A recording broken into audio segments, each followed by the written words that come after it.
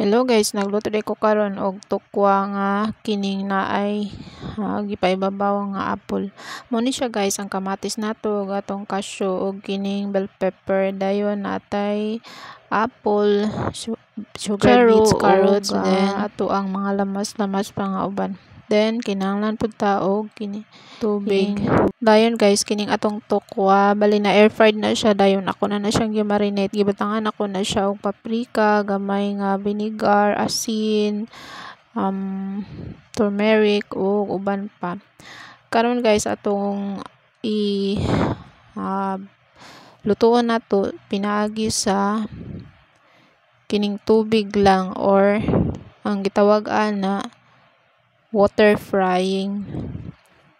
So magulat ta og mga pila ka minuto nga maluto na ang atong carrots ug ang atong sugar beets. Ningon ani na guys, then atong ukay-ukayon. Ang ako ading katong una na akong gipakita nga mga lamas nga naay cashew, mauna na siya akong gi-blend. Naali ko'y kamatis nga wala man na blend, so ako siyang gi-chop para mahimo siyang pino. Dayon ako din na siyang gidagdagan og tubig. Syempre para makuha nato tanan ang bali katas sa ato ang gi-blend nga puree. Dayon guys, magulat tag mga pila ka minuto. Unya atong butangan og asin. Gamay lang atong ibutang nga asin. Ang akong asin siguro mga tunga ra sa ay mga 1/4 ra sa teaspoon. Then akong gisunod ang turmeric powder, mga half teaspoon lang pod. Then isunod nato ang paprika powder.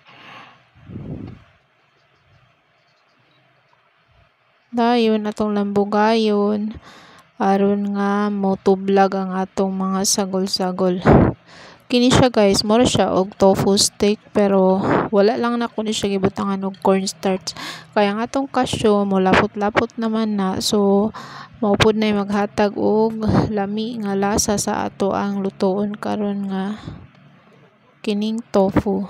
Then akong gisunod ang ato ang chicharo. Ang unsa nang tawag sa uban chicharo. Nya kining atong marinated na nga tofu. Daghan na siya gisagol ana guys, bali naapod na gisagol nga cumin, then gamay nga black pepper powder nga motublag siya dinha sa ato ang giluto karon nga recipe. Kini guys ako din gihiwa siya nga triangle para unique pod, ug mao na niyang resulta guys sa atong giluto kay naubas na siya. So ato na ning ibalhin sa ato ang bandiha. Ang ako ding bandiha giandaman na gibutangan na ako og lettuce. Ang the rest sa atong ingredients wala pa na ako siya gibutang. Akong apple ako nang gi-slice. Karon gibutang na nato atong apple,